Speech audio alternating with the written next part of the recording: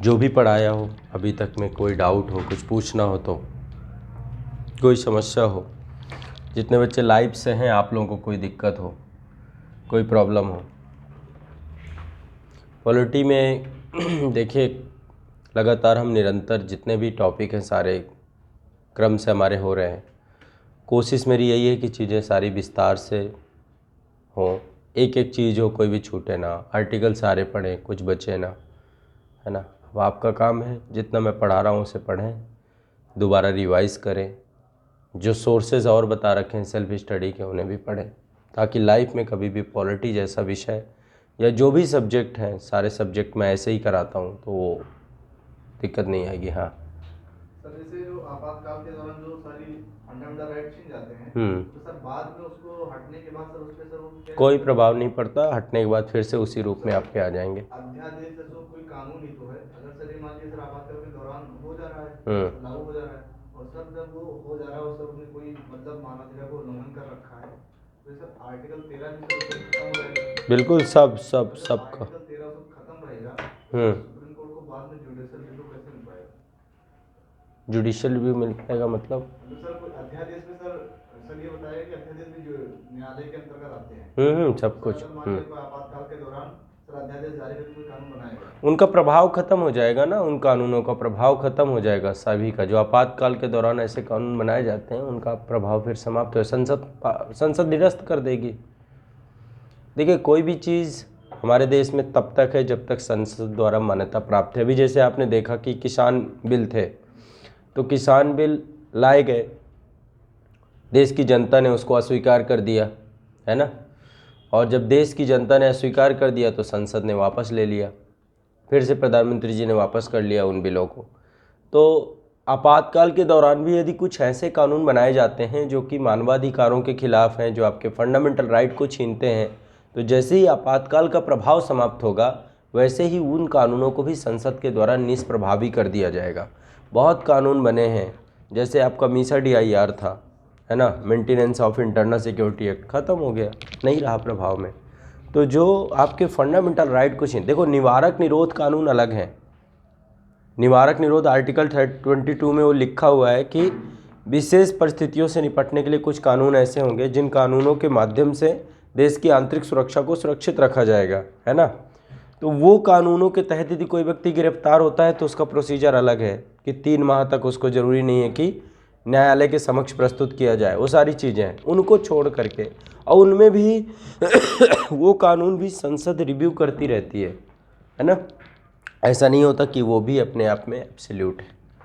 तो संसद ही सब कुछ है, ये दिमाग में बैठा लीजिए। इंडिया में आप देखें तो घूम फिर के जो सबसे मजबूत है ना हमारे यहाँ पे, क्योंकि मंत्रिपरिषद तभी तक जिंदा है जब तक संसद उसे जिंदा रहने दे सकती है। नहीं, जब चाहे अविश्वास प्रस्ताव के द्वारा मंत्रिपरिषद भी भंग किया जा सकता है ना। या फिर राष्ट्रपति को संसद हटा सकती है, उच्चतम न्यायालय के न्यायाधीशों को संसद हटा सकती है। कानून बनाने का काम संसद का है। तो हमारे यहाँ संसद बहुत पावरफुल संस्था है। यदि आप होलिस्टिक अप्रोच में पहुँचेंगे, सभी संसद के प्रति जिम्मेदार हैं, जवाबदेह हैं, चाहे वो कैबिनेट हो, चाहे वो कोई भी मंत्री हो, चाहे कोई भी व्यक्ति हो, है ना, सभी लोग हैं। निवारक निरोध कब लागू होगा, किस अप्रोच पर? निवारक निरोध प्रिवेंटिव डिटेंशन एक्ट है, कानून है वो। कई सारे कानून आपके बन चुके हैं ऑलरेडी, अभी कुछ हैं, जैसे UAPA है, अनलॉफुल एक्टिविटी प्रिवेंशन एक्ट है आपका, ये निवारक निरोध अधिनियम के अंतर्गत आता है ना। मैंने आपको इसको तो बहुत अच्छे से पढ़ाया है कि 2 प्रकार के निवारक निरोध होते हैं। एक होते हैं कि अपराध करने से पहले ही हम किसी को प्रिवेंट कर दें, अपराध ना हो पाए। एक होता है अपराध करने के बाद प्रिवेंशन हो, ठीक है। तो उसमें से एक को अरेस्ट बोलते हैं, गिरफ्तारी बोलते हैं, और एक आपका जो है निवारक निरोध के अंतर्गत आता है। तो चीज़ें मैंने पढ़ाई हैं, एक बार इसको रिवाइज कर लो, देख लो, चीज़ें क्लियर हो जाएंगी। हाँ सर एक सेंटेंस है, किसी मानव समुदाय की स्वतंत्रता किसी देश की स्वतंत्रता से बढ़कर है। किसी मानव समुदाय की स्वतंत्रता किसी देश के, देखो अब यहाँ पर देश और जब मानव समुदाय की बात आती है ना, तो राष्ट्र जो है ऊपर हो जाता है। तभी आपके देश में जो आर्टिकल 19 है उसका जो दूसरा क्लॉज है, वहाँ पे लिखा हुआ है राष्ट्र की एकता और अखंडता यदि बाधित होगी आपकी स्वतंत्रता खत्म हो जाएगी। यदि लोक व्यवस्था को आप खराब करेंगे तो भी आपकी स्वतंत्रता खत्म हो जाएगी। तो किसी भी व्यक्ति की स्वतंत्रता, किसी भी मानव की स्वतंत्रता, किसी समाज की स्वतंत्रता देश से बड़ी नहीं हो सकती है। देश हमेशा सबसे ऊपर रहेगा। स्वतंत्रता निर्बंधनों के साथ होती है, देश सबसे ऊपर होता है। आपातकाल में तभी तो देश ऊपर हो जाता है, फंडामेंटल राइट, स्वतंत्रता सब समाप्त हो जाते हैं। समझ रहे हैं? तो जब विपरीत कोई भी परिस्थिति आएगी फिर देश ही सब कुछ होगा। राष्ट्र की संप्रभुता सबसे ज़रूरी चीज़ है, वो नहीं खत्म होनी चाहिए। ठीक है, जैसे अफगानिस्तान है, अभी आप देखें तो वहाँ के नागरिकों की क्या स्वतंत्रता है, क्या राइट है। तालिबान ने तो अफगानिस्तान पे कब्जा कर लिया और देश के नागरिकों के अधिकारों को समाप्त कर दिया वहाँ पे, ठीक है, लिमिटेड कर दिया। तो देखा जाए तो फिर सबसे ऊपर तो राष्ट्र ही हुआ ना, राष्ट्र सबसे ऊपर होता है, हमेशा ध्यान रखना है। और कुछ जो विधेयक है उसको या फिर जो कानून है उसको वापस लेने के लिए उसमें न्यायालय क्या कर सकती है? न्यायालय क्यों वापस लेगी? न्यायालय वापस लेने वाली कौन है? न्यायालय, देखो, न्यायालय का काम है रिव्यू करना। न्यायालय देखेगी संविधान सम्मत है या नहीं है। जैसे किसान बिल भी था तो ये भी न्यायपालिका के समक्ष गया था और न्यायपालिका के पास शायद वहाँ तक कभी सुनवाई नहीं हो पाई उस पर, उस स्तर की होती, उससे पहले ही रिपेल हो गया, वो पहले ही रिपील कर लिया गया। देखो है क्या, जब भी कोई कानून वापस किया जाएगा, निरस्त किया जाएगा, कुछ भी किया जाएगा, अब जैसे निरस्त करने का प्रस्ताव लाया जाएगा संसद में कि ये कानून हमने बनाया, अब इस कानून को हम समाप्त करना चाहते हैं, उसके पीछे की रीज़न ये है। इससे पहले भी शायद एक भूमि सुधार अधिनियम आया था 2013 में आया था मेरे ख्याल से, मुझे जहाँ तक याद है। तो उसको भी वापस किया गया था, बट वो कानून बन नहीं पाया था, उसका कच्चा मसौदा ही संसद में प्रस्तुत किया गया था। लैंड रिफॉर्म को लेकर के, लैंड एक्विजिशन को लेकर के बिल आया था, भूमि अधिग्रहण को लेकर के। अब ये किसान वाला, ये तो प्रॉपर बिल बन गया था, राष्ट्रपति द्वारा असाइन भी हो चुका था, ठीक है, तो ये एक्ट के रूप में आ चुका था। और ये मुझे लगता है कि भारतीय संविधान के इतिहास में पहली बार होगी ये घटना कि विधायिका के द्वारा, संसद के द्वारा बनाए गए किसी कानून को वापस लेना पड़ा। तो इसके लिए एक प्रपोजल आएगा, प्रस्ताव आएगा, वो कहाँ आएगा? विधायिका में ही आएगा, संसद में ही आएगा, और फिर उसको पारित कराना पड़ेगा। साधारण बहुमत से ही पारित हो जाएगा और पारित होकर के वो समाप्त हो जाएगा, उसका प्रभाव खत्म हो जाएगा। तो उसके बाद तो फिर वो राज्यसभा में जाएगा, वहाँ से पारित होगा। हाँ, दोनों सदनों से, संसद का मतलब दोनों सदन हो गए ना। मंत्रिपरिषद और कैबिनेट और मंत्रिमंडल, देखो कैबिनेट और मंत्रिमंडल शब्द एक ही है, मंत्रिमंडल को ही इंग्लिश में हम कैबिनेट बोलते हैं। थोड़ा सा ये चीज़ तो मैं बता भी चुका हूँ, शुरुआती क्लासेज यदि नहीं देखी, आधारभूत क्लास में ये मैं डिस्कस कर देता हूँ।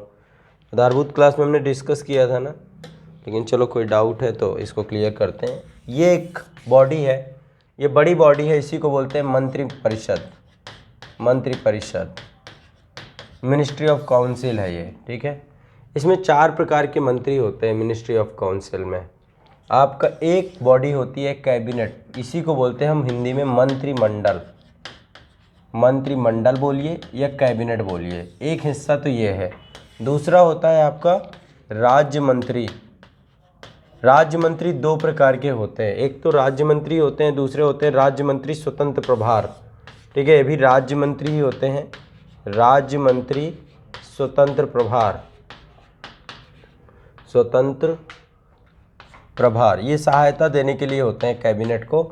और एक होते हैं उपमंत्री, लेकिन उपमंत्री अब समाप्त कर दिया गया, अब उपमंत्री का पद है नहीं, लगभग खत्म ही हो गया ये, ठीक है। तो ये मुख्यतः देखा जाए तो 1, 2, 3 प्रकार के मंत्री बहुत प्रभावी होते हैं, ठीक है। ये कैबिनेट एक बॉडी होती है, आर्टिकल 352 में इनकी चर्चा की गई कैबिनेट की। ऐसे संविधान में हर जगह मंत्रिपरिषद शब्द ही मिलेगा, ठीक है। सबसे पावरफुल बॉडी होती है। एक कॉन्सेप्ट और है लेकिन वो ब्रिटेन में है, क्या है? शैडो कैबिनेट का, ठीक है, शैडो कैबिनेट का। शैडो कैबिनेट मतलब छाया मंत्रिपरिषद।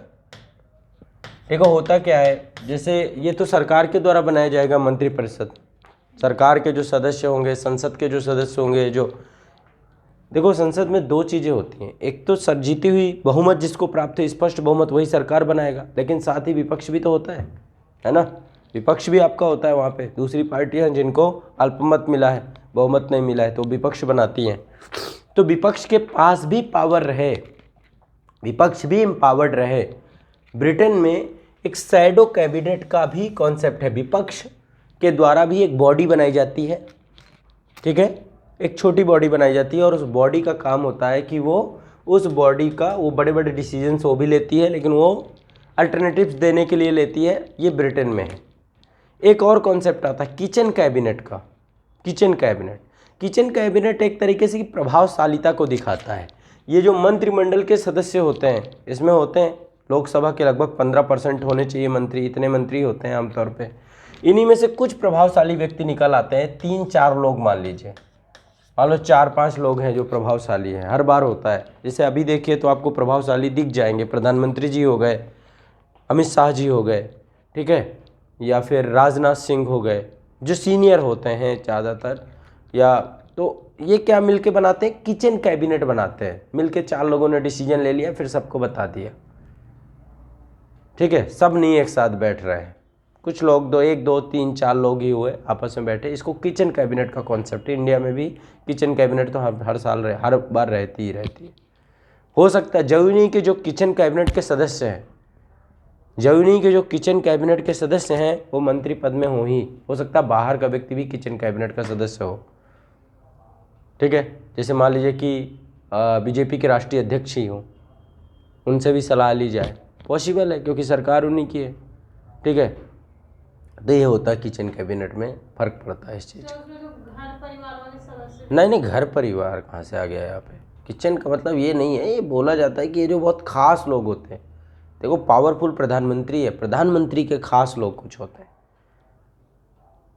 1, 2 लोग, 3 लोग मुश्किल से, ये नहीं होता पूरा समाज खास हो जाता है। हमेशा आप भी सलाह लेते हैं, कोई कार्य करना है सलाह लेते हैं। जैसे अरुण जेटली साहब जब तक थे, सुषमा स्वराज जी थी, कुछ लोग तो किचन कैबिनेट अरुण जेटली और प्रधानमंत्री जी की तिगड़ी थी, बहुत बढ़िया, कोई भी चीज़ करना है तो चीज़ें हो जाती थी फास्ट डिवीजन। अभी अमित शाह जी हैं, तो क्या कोई डिसीजन हो रहा है आपस में डिस्कस कर लिया कि ये चीज़ चलो कैबिनेट में बता देंगे, डिस्कस कर लेंगे, ठीक है, ये चीज़ होती है। तो ये आपके ट्यूनिंग के साथ है, तो ये भी एक कॉन्सेप्ट है, लेकिन संविधान में ना तो कहीं किचन कैबिनेट दिया है, शैडो कैबिनेट का भी कॉन्सेप्ट कोई वैसा नहीं है।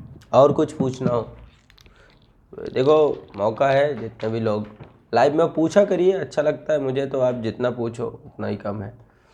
सर वो जो आपने बताया जो शैडो कैबिनेट है, उसमें क्या होता है, जैसे कि एक विपक्ष होता है उसमें, ये समझिए शैडो कैबिनेट में। लेकिन जो सत्ताधारी दल है, एग्जांपल के लिए अगर कोई गृह मंत्री है तो उसमें भी तो ऐसे ही मंत्री बने होंगे, गृह मंत्री वाले, ये मंत्री वो मंत्री। कहाँ गृह मंत्री, कैसे कौन बना होगा? शैडो कैबिनेट होते हैं उसमें नहीं, वहाँ ऐसे ये नहीं है, वो विपक्ष के कुछ लोग मिल करके एक मजबूत बॉडी की तरह काम करते हैं, 4-6 लोग, कोई भी चीज़ कोई बिल आया उसको थोड़ा तहकीकात करना, वहाँ कैसे गृह मंत्री बन जाएंगे? गृह मंत्री पद है, किसी को थोड़ा ना मिल जाएगा। बट वो विपक्ष एक अपनी खुद की एक बॉडी बनाता है, वो बॉडी उस पर काम करती है, कोई भी चीज़ होता है। हमारे यहाँ भी होता है, नेता प्रतिपक्ष का कॉन्सेप्ट है, कैबिनेट लेवल का उसको दर्जा प्राप्त होता है नेता प्रतिपक्ष को। हर एक सदन का नेता प्रतिपक्ष होता है, वो कैबिनेट मंत्री का दर्जा उसको, उसके डिसीजंस को होता है, उसको उसी लेवल का भत्ता भी सब कुछ मिलता है, वो सदन की अगुवाई करता है, जैसे सुधीर रंजन चौधरी हैं लोकसभा में, है ना। तो ये चीज़ आपको थोड़ा सा मतलब वही चीज़ वहाँ पे भी है, साइड उसमें 3-4 लोग बना दिए गए, हमारे यहाँ एक सिंगल पर्सन बनाया जाता है। ये कौन है? खुशबू कुमारी जी। धारा अनुच्छेद में क्या अंतर है? अरे कोई अंतर नहीं है, संविधान में आर्टिकल्स हैं और हर जगह सेक्शंस हैं, जितने भी आपके प्रोसीजर कोड हैं, सारी चीज़ें हैं, उनमें धाराएं बनाई गई हैं, ठीक है, और यहाँ पे आर्टिकल्स बनाए गए हैं, बस लिखा हुआ है, कोई अंतर नहीं है। और बताएं।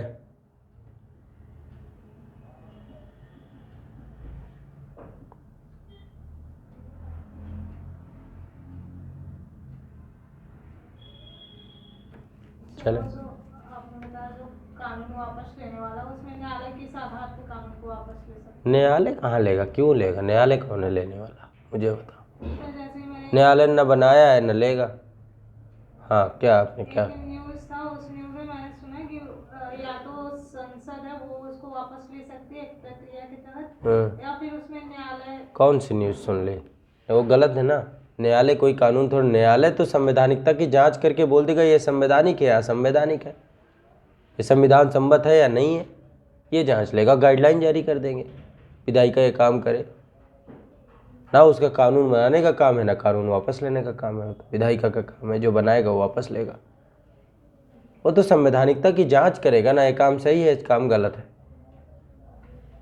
आप हो, कोई काम कर रहे हो, ठीक है, सामने वाला बता ही सकता, मान लो आप शराब पीते हैं, सामने वाला यही तो बताएगा कि आप सही कर रहे हैं गलत कर रहे हैं, तो में से एक ही चीज़ हो सकता है कि आपके स्वास्थ्य के लिए डॉक्टर का काम क्या है कि ये सही नहीं है। अब आपकी मर्जी, आपको शुगर है, आप खूब मीठा खा रहे हैं, डॉक्टर यही कहेगा ना नहीं खाना है कि आप खाओ, ठीक है।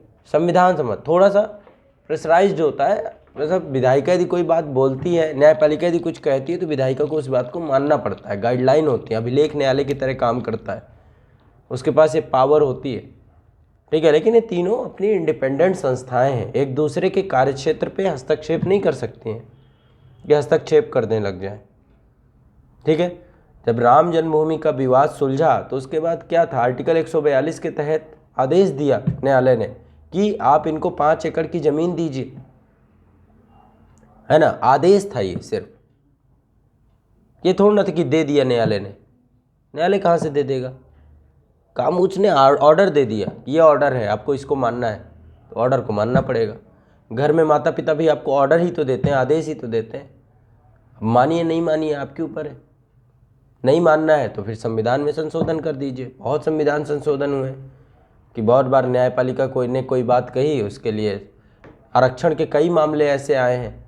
जब आप 96, 97, 93, 94, 95 अमेंडमेंट से सब पढ़ेंगे, इसमें देखेंगे रिजर्वेशन को लेकर कई बार इंदिरा साहनी बाद में वो कह रहा कि प्रमोशन पे आरक्षण मत दो, बाद में उसी पे एक अमेंडमेंट करके जोड़ दिया गया कि हाँ प्रमोशन में भी आरक्षण होगा।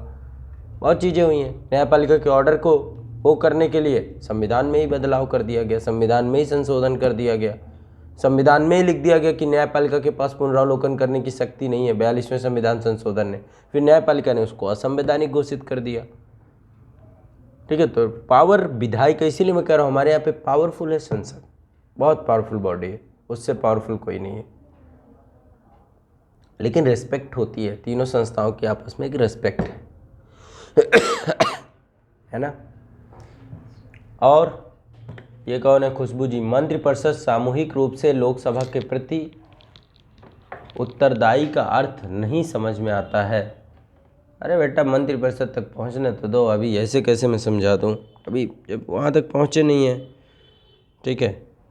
सामूहिक तौर पे उत्तरदायी का मतलब ये है कि एक मंत्री का कोई डिसीजन सभी का डिसीजन माना जाता है ना। एक मंत्री ने कोई डिसीजन लिया, इसका मतलब सब ने डिसीजन ले लिया, ये मान लिया जाता है सामूहिक तौर पे, ठीक है। ये देखिए, अरे क्या क्या विचार आते हैं, करें अध्यादेश लाकर आपातकाल लगाया जा सकता है क्या? अरे आपातकाल लगाने के लिए अध्यादेश की ज़रूरत क्या है भाई, अध्यादेश तो एक कानून है, आपातकाल एक अनुच्छेद में लिखा हुआ है, राष्ट्रपति ऐसे ही घोषित कर देगा, जिस चीज़ के लिए कुछ लाने की ही ज़रूरत नहीं है तो उसके लिए क्यों। अब आप बोल दो संसद कानून बना के अध्यादेश वो आपातकाल लगा सकती है क्या? राष्ट्रपति का वो पावर है कि देश में ऐसी समाधान उन्हें हो जाए कि ऐसी स्थितियाँ विद्यमान है, आपातकाल लगा देंगे, क्यों अध्यादेश लाएंगे भाई? अध्यादेश में थोड़ा ना लिखा कि अध्यादेश के माध्यम से आपातकाल लगाया जाएगा। विचारशील व्यक्ति हैं। ईसा जी करें सर, आर्टिकल 143 में सुप्रीम कोर्ट में राष्ट्रपति जा सकते आर्टिकल 143 में यह है कि राष्ट्रपति को ऐसा लगता है कि किसी विषय में विधि का सारवान तत्व निहित है तो सुप्रीम कोर्ट से सलाह मांग सकता है, बस सलाह के लिए है, जाने वाने के लिए नहीं है, सलाह के लिए है, ठीक है। तो सलाह मांगने के लिए है। और पूछो, देखो आज ऐसे ही पूछ ही लो, जो मन में जो भी चीज़ें हों, आज मैं पढ़ाऊँगा नहीं आपसे, क्लास फिर कल ही करेंगे। आज जिसको जो पूछना हो, ऐसे क्वेश्चन जितने भी हैं अपने आज डाउट ही क्लियर कर लो आप लोग, जिसके मन में जो भी चल रहा हो पॉलिटी को लेकर के, किसी और सब्जेक्ट को लेकर कर ही लो। कल पढ़ाऊँगा, कल महाभियोग कराना था हमें, इम्पीचमेंट पढ़ाना था ना, महाभियोग की प्रक्रिया फिर कल पढ़ाऊँगा।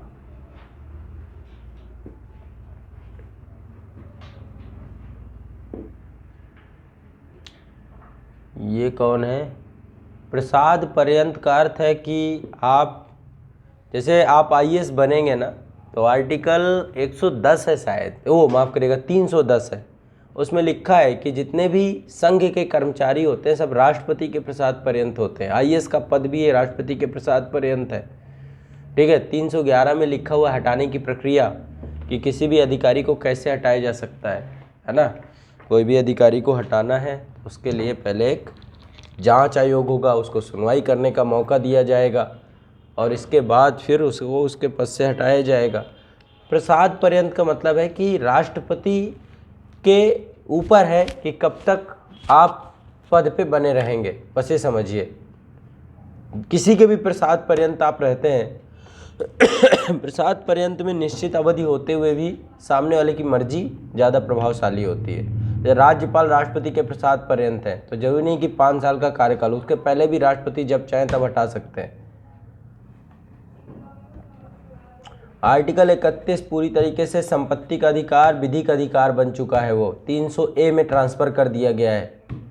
331 का 331 खा और 331 गा जिंदा है, उसमें लिखा हुआ है डीपीएसपी ज़्यादा पावरफुल हो। वो तो मैंने लिखवाया था, पढ़ाया था 331 का खा गा बहुत बार।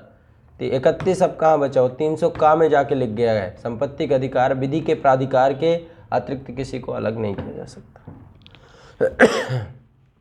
और बताएं भाई,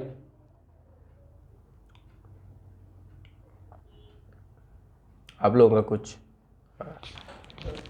हाँ, सहिष्णुता जो है सर वो सहनशीलता से जोड़ा जा सकता है। सहिष्णुता सहनशीलता जैसा ही है एक तरीके से, कि सामने वाले के विचारों से असहमत होते हुए भी आप उसके विचारों को महत्व दें, तो ये सहनशीलता जब तक नहीं होगी तब तक आप सहिष्णु कहाँ रह पाएंगे। सहनशीलता सर एक निगेटिव टर्म में रहता है। निगेटिव टर्म में बिल्कुल है, नकारात्मक अर्थों में है, लेकिन सहिष्णुता नकारात्मक नहीं है। सहनशीलता भी नकारात्मक हर अर्थ में नहीं है। सहिष्णुता देखो क्या है हम जिस कल्चर में रह रहे हैं, जिस संस्कृति में रह रहे हैं, मेरे पास खुद की मेरी सोचने की क्षमता है, मेरी खुद की अपनी खुद की मेरी अभिव्यक्ति है, मेरे विचारों को मुझे कैसे विचार रखने, क्या खाना है, क्या पीना है, क्या पहनना है, क्या बोलना है, हर चीज़ हो सकता है मेरा अपना, मेरा विश्वास अलग हो सकते हैं। यानी कि मतभेद नहीं कहते इसे, हम ये कह सकते हैं कि हम सबका एक अपना लाइफ स्टाइल है जीवन जीने का। हम सहिष्णुता का मतलब है कि हम सभी लाइफ स्टाइल को स्वीकार कर लें कि सभी हैं। जैसे एक बाग में 50 रंग के फूल हैं तो हम सिर्फ ये ना कहें कि केवल लाल रंग का फूल ही अच्छा है, समझ रहे हैं ना, डिनाई ना करें। हर मत के विचार को सुने समझें। आप केवल अपने विश्वास पर ही यदि अड़ जाएंगे तो आप कट्टरता पे बदल जाएंगे, आप कट्टर हो जाएंगे, अड़िग हो गए आप अपने विचारों पे। यदि आप सबके विचारों को सुन रहे हैं, समझ रहे हैं, तो आप सहिष्णु रहेंगे। सहिष्णुता सहनशीलता बिल्कुल है, लेकिन नकारात्मक अर्थों में नहीं है। ये दूसरे के विचारों पर मतभेद होते हुए भी, मतभेद होते हैं, मनभेद नहीं होना चाहिए, मतभेद होना चाहिए। आपके विचारों पे, आपका विचार और मेरा विचार दोनों का अलग अलग हो सकता है किसी एक बात को लेकर के, ठीक है, लेकिन उसको मैं स्वीकार करूं और मेरे को आप स्वीकार करें, हम सहिष्णु हैं। धर्म को लेकर सबसे ज़्यादा विवाद उठता है इस विषय पे कि धर्म को लेकर हमारी आस्थाएं अलग अलग हैं। कोई कह रहा है कि मूर्ति पूजा होनी चाहिए, कोई कहता है नहीं मूर्ति पूजा बेकार है। तो जो जैसे आपके घर में ही माता जी होंगी कि उन्हें 4 बजे जगना है, भगवान शंकर को जल देना है, सब कुछ करना है, आप ऐसे व्यक्ति हो कि बिना ब्रश किए खाना भी खा लेते हो, तो आप भी सर्वाइव कर रहे हो उसी घर पे। माँ भी कर रहे हैं, माँ बहुदेववादी भी हो सकती हैं। एक मंदिर में गई 50 देवता है तो सबको पानी डालना है, उन्हें सबकी पूजा करनी है। आप नास्तिक हो एक नंबर के, तो ऐसा थोड़ा ना है कि वो गलत है और आप सही हो, ना आप गलत हो ना वो सही है। ये विचार सहिष्णुता के अंतर्गत है। आपको उनकी विचारों का सम्मान करना चाहिए, उनके किए गए कार्यों का सम्मान करना चाहिए, आपको भी सम्मान करें। यदि हम इसी में नहीं ये सब कुछ नहीं होता, देखा है लोग ऊपर स्वर्ग वर्ग नहीं है कुछ भी, अरे लोगों का विश्वास यदि है इस बात पे तो रहने दो ना, क्यों उस पर छेड़ रहे हो कि नासा के लोग सैटेलाइट ले गए वहाँ ऊपर कोई स्वर्ग वर्ग नहीं है। अरे किसी का विश्वास है, उसकी अंतरात्मा ऐसी, बस खत्म बात, उस पर क्यों आगे बढ़ना। क्यों आगे चर्चा करना। महात्मा बुद्धा ने जब कोई लोग उनके पास जाते थे ना, बात करते थे कि ये आत्मा, वो चर्चा ही नहीं करते कि क्या चर्चा करने आ गए। तभी आप देखते ना बौद्ध धर्म में आत्मा को नहीं माना, आत्मा को मानना नहीं मान। बुद्ध कहते थे इन विषयों पे चर्चा ही क्यों करें हम। ईश्वर के लिए कोई चला जाता था, वो चर्चा ही नहीं किए, तभी कहते हैं नास्तिक संप्रदाय है। उनका डिस्कस ही नहीं किया इन सब चीज़ों पे। अपने अंतरात्मा का विषय होता है ये कि आप किसी चीज़ को कितना मानते हैं। दिव्या श्रीवास्तव कह रही हैं सर 44वां संविधान संशोधन में आंतरिक अशांति हटा दिया गया, पर आर्टिकल 355 में भी आंतरिक अशांति। बेटा 44वें संविधान संशोधन में ये हटाया गया कि 352 में जो आपातकाल लगाने का आधार है, ध्यान से समझिएगा, 352 में आपातकाल लगाने का जो आधार है वो आंतरिक अशांति ना होकर के सशस्त्र विद्रोह हो जाएगा, ये किया गया है। और जो 355 में लिखा हुआ है आंतरिक सुरक्षा को ध्यान में रख करके उसमें लिखा हुआ है कि यदि इंटरनल सिक्योरिटी खराब होती है तो राज्य का कर्तव्य होगा कि वो, संघ का कर्तव्य होगा कि वो राज्य की सुरक्षा करे। तो ये दोनों अलग अलग चीज़ें हैं। 44वें संविधान संशोधन में 352 में आंतरिक अशांति को हटा के सशस्त्र विद्रोह किया गया था, और 355 में जो आंतरिक अशांति शब्द यूज है वो इंटरनल सिक्योरिटी की तरफ मेंशन करता है। ठीक है। ईसा जी कह रही हैं मनोनीत या निर्वाचित में अंतर क्या होता है। मनोनीत, मान लीजिए आप हैं, ठीक है, बड़े इंटेलेक्चुअल हैं, कला साहित्य विज्ञान किसी क्षेत्र में बहुत विशेष काम कर रहे हैं, तो राष्ट्रपति ने कहा कि इधर आओ, आ करके आपको बोला आप राज्यसभा के सदस्य हो, तो ये मनोनीत करना होता है ना। कई बार होता है मनोनीत कर दिया जाता है। निर्वाचित का मतलब है कि आप एक प्रतिस्पर्धा में खड़े हैं। जैसे मान लो लेटरल एंट्री का भी कॉन्सेप्ट चला है ना, यूपीएससी बोला इधर आओ, चलो कल से आईएएस हो तुम, मनोनीत कर दिया आपको, है ना। और नहीं तो प्रतिस्पर्धा के थ्रू आओ, चलो प्री दो, फिर मेंस दो, इंटरव्यू दो, निर्वाचित हो आप। आपने क्या किया, एक मेरिट बेस्ड आपने सिलेक्शन लिया। या फिर कोई नीचे रैंक का है, डिप्टी एसपी है, बोला चलो प्रमोशन करे, एसपी हो गए, तो वो प्रमोटेड हो गया। तो मनोनयन का मतलब है एक तरीके से प्रमोट कर देना, उठा करके आपको यहाँ डाल दिया, मनोनीत कर दिया, मनोनीत, है ना। और जो आपका निर्वाचन है वो एक पूरा प्रतिस्पर्धात्मक वातावरण को दिखाता है। खुशबू कुमारी जी कह रहे हैं सर राष्ट्रपति और राज्यपाल दोनों को क्षमा की शक्ति प्राप्त है, फिर भी राज्यपाल मृत्युदंड को क्यों क्षमा नहीं माफ कर सकता। नहीं कर सकता क्योंकि संविधान ने शक्ति नहीं दी। इसमें कौन सी बड़ी बात है। संविधान ने कह दिया कि राष्ट्रपति के पास पावर है क्षमा करने की, नहीं है राज्यपाल के पास। संविधान में लिखवा दीजिए तो कल के दिन हो जाएगी उसकी, इसमें कौन सी बात है। ये कौन है, बिट्टू चौबे कह रहे हैं सर राज्यपाल को हटा दिया जाए। देखो इतने क्रांतिकारी शब्द नहीं आने चाहिए आपके दिमाग में, एक चीज दिमाग बैठा लेना।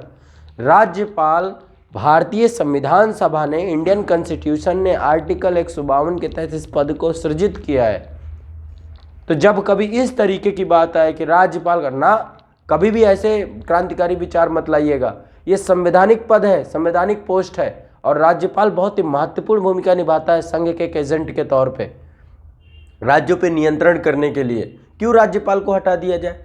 राज्यपाल नहीं होगा तो फिर कौन करेगा वहाँ पे, सब राष्ट्रपति साइन करेंगे जो बिल बन के आएंगे वहाँ से। राज्यपाल के पास असाधारण कार्य है। किसी भी राज्य की संवैधानिक व्यवस्था फेल हो जाएगी तो कौन राष्ट्रपति को बताएगा कि भाई वहाँ पे राष्ट्रपति शासन लगाना है या क्या करना है। इतना महत्वपूर्ण पद है, ऐसे कैसे हटा दिया जाए। राज्यपाल का पद बिल्कुल होना चाहिए, और राज्यपाल के पद पे सुधार हो सकते हैं बहुत सारे। जैसे राष्ट्रपति की शक्तियों पे जो केंद्र का अंकुश है उस पर थोड़ा सा बात हो सकती है, ना कि आप पूरी तरीके से इतने क्रांतिकारी विचारों में लेकर खड़े हो जाएं। जब मैं राज्यपाल पढ़ाऊंगा तो उस समय क्या कंट्रोवर्सी है राज्यपाल के पद को लेकर के, किस तरीके से राज्यपाल के माध्यम से राज्यों की शक्तियों को खत्म किया जाता है, छीना जाता है, राज्यों में मनमानी चलती है संघ की। अब यार आर्टिकल 365 मैंने आप लोग को बता रखा है कि उसमें साफ साफ लिखा हुआ है कि संघ जो बोलेगा वो राज्यों को करना है। यदि नहीं करेंगे तो राष्ट्रपति ये मानेंगे कि भाई आप संवैधानिक उपबंधों के अनुसार शासन नहीं चला रहा है, तुरंत 356 लग जाएगा, खत्म बात। तो जब मैंने आपको 2-3 आर्टिकल बताया ना, 356, 357 और 365, ये आपके सामान्य निर्देश हैं, विशेष निर्देश हैं, कठोर निर्देश हैं। बस इतना समझ लेना है कि भारत में जो पावरफुल है सेंट्रल गवर्नमेंट है, केंद्र सरकार है। क्यों बार बार ये पीपली लेकर के आप बजा रहे हो कि कुछ नहीं है। राज्यों के पास जब पावर ही नहीं दी गई, संविधान ने ही खत्म किया है, तो फिर क्यों आप इन चीजों को लेकर के चले। और किसी का कोई क्वेश्चन?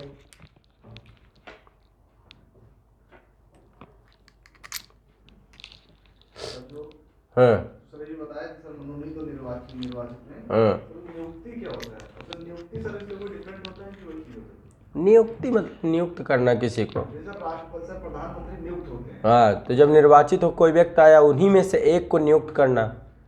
नियुक्त तो एक हो करेंगे ना। नियुक्ति का मतलब है इनको, हाँ राष्ट्रपति नियुक्त होते हैं और जो राज्यसभा में 12 सदस्य मनोनीत होते हैं। और निर्वाचित मतलब जो संसद में निर्वाचित का मतलब है कि जो जनता के द्वारा चुन करके आए, जो चुन के आए उन्हें निर्वाचित कहते हैं। जहाँ चुनाव की प्रक्रिया हो, जहाँ कुछ विकल्प हो, उनमें से कुछ चुन के आए, एक दो। जैसे मान लीजिए आपके पास 15 जोड़ी कपड़े हैं, ठीक है, पहनना तो एक ही है, तो आप सुबह सुबह क्या करते हो, निर्वाचन करते हो, सिलेक्ट करते हो उनमें से एक और उसे पहन के आते हो, इसे बोलते हैं निर्वाचन। मनोनीत का मतलब क्या है? चुन लेना। मनोनीत का मतलब ये है कि आपकी माँ ने कहा यही पहन के जाओगे, समझ रहे हो ना, ये मनोनयन हो गया। किसी ने आपको बोल के यही है बस, अभी अब दूसरा, अब उसमें चुनाव में मतलब आपके सामने विकल्प होते हैं कि आप किसे चुनो। मनोनयन में किसी ने उठा के रख दिया कि अब आमिर खान नहीं, रेखा है, मान लीजिए रेखा को किसने चुना है, राष्ट्रपति ने चुन के दे, मनोनयन यही है, ये संसद है। सचिन तेंदुलकर ये अब आपकी संसद है, मनोनयन। मनोनयन कोई और उठा के रख देगा, मनोनयन। और चुनाव का मतलब, तो सर नियुक्ति मतलब उसी के बीच में से किसी को नियुक्त कर दिया जाए।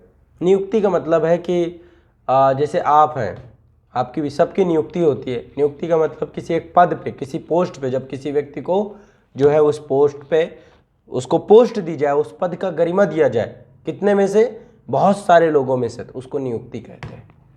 जैसे मान लो कि संसद तो बहुत सारे होते हैं, तो बहुमत दल का नेता पहले एक चुना गया, फिर राष्ट्रपति उसी को प्रधानमंत्री नियुक्त कर देते कि ये हैं प्रधानमंत्री, इनकी नियुक्ति की गई है। तो नियुक्ति का मतलब होता है बहुतों में से एक को चुन करके नियुक्त कर देना। शब्द ये सब सिमिलर हैं, इसमें कोई मतलब नहीं। ये भी शब्द बोल सकते हो कि राष्ट्रपति मनोनीत, जहाँ पे राष्ट्रपति इनको यहाँ पे राज्यसभा का मेंबर नियुक्त कर दिया, ठीक है। और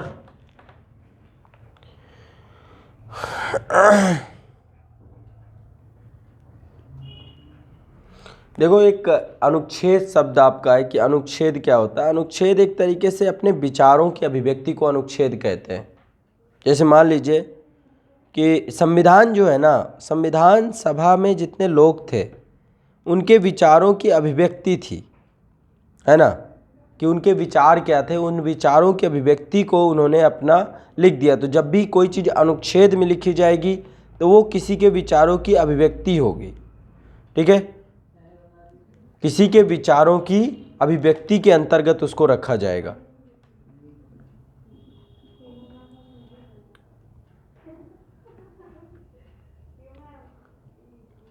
ठीक है, चलो। सर एक क्वेश्चन आया था कि सर निम्न में से प्रधानमंत्री हैं, तो सर मनोनीत लिखा था, निर्वाचित लिखा था, और सर वो उसमें नियुक्ति होगा उनका, क्यों नियुक्त होते हैं? कहाँ क्वेश्चन? सर बहुत पहले सर राष्ट्र कौन, कोई प्रधानमंत्री मनोनीत होता नहीं है, निर्वाचित भी नियुक्त होता है, बिल्कुल। सर राष्ट्रपति जो सर निर्वाचित होते हैं, राष्ट्रपति निर्वाचित, नियुक्त होते हैं, हाँ, प्रधानमंत्री नियुक्त। राज्यपाल सर क्या होते हैं? राज्यपाल भी नियुक्त किया जाता है, नियुक्त करते हैं। 152 153 पढ़ना तो वहाँ पे लिखा होगा कि राष्ट्रपति नियुक्त करेंगे। ठीक है। मनोनयन का मतलब ये है कि वो जब संविधान में लिखा हुआ है कि 12 सदस्य, यहाँ पे 2 सदस्य, जब लिखा नहीं है तो नियुक्त शब्द है। चलो फिर, अब किसी का और कोई डाउट हो और पूछ लो। आप लोगों का कितना हो गया इथिक्स में? 59 लेक्चर, और उसमें सोशल जस्टिस 20 हो गए। 20 आज 90 खुशबू को आई निजी विधेयक किया कार्यकारी सरकार के स्थान पर बहुमत दल की सरकार रहेगी तो अत्यंतिक। अरे ऐसे मतलब अपने ही मन से सब कुछ बना लेना है। मैंने जब बताया है कि बहुमत की सरकार हो चाहे जो सरकार हो, यदि निजी विधेयक है और यदि काम चलाऊ सरकार बन गई वही, तो उस पर एब्सोल्यूट वीटो लगाया जाएगा। बिल्कुल सही बात है, एब्सोल्यूट वीटो उस पर लग जाएगा। चलो फिर मिलते हैं कल की क्लास से, रेगुलर रहेंगे। और कल आपका राष्ट्रपति ख़त्म हो जाएगा, उपराष्ट्रपति शुरू हो जाएगा। ठीक है, कल राष्ट्रपति से जुड़ी हुई लास्ट क्लास रहेगी। अभी तक जितना पढ़ाया रिवाइज करो, पढ़ो। अरे वर्ल्ड हिस्ट्री नहीं समझ में आ रहा है तो ऑनलाइन बैच में अवेलेबल है, वहीं से पढ़ना पड़ेगा। वहाँ पे मैंने बहुत अच्छे से स्टोरी में पूरी इतिहास को समझा रखा है। 55-56 क्लासेज हैं, पढ़ लो वहाँ से। ठीक है, ऐसे नहीं समझ में आएगा। वर्ल्ड हिस्ट्री कॉम्प्लिकेटेड है, कई कहानियों को लिंक करना पड़ता है, तब जाके कहानियाँ समझ में आती है। तो वो चीज़ आपको ऑनलाइन बैच में ही मिल पाएगी, वहाँ पे मैंने बहुत अच्छे से पढ़ा रखा है। बिट्टू चौधरी सर, किसी प्रार्थी का बहुमत ना होने पर राष्ट्रपति किसी एक दल को सत्ता में बुला लेते हैं तो मंत्री कौन बनेगा? अरे जो प्रधानमंत्री बताएगा वही मंत्री बनेगा। जिसको प्रधानमंत्री बताएगा भाई इसे इसे मंत्री बनाओ, पहले प्रधानमंत्री चुना जाएगा और फिर जब प्रधानमंत्री चुन लिया जाएगा तब फिर मंत्री बनेंगे। ठीक है, प्रधानमंत्री लिस्ट देगा कि इसे इसे मंत्री बना दो तो मंत्री बना देंगे, यही है।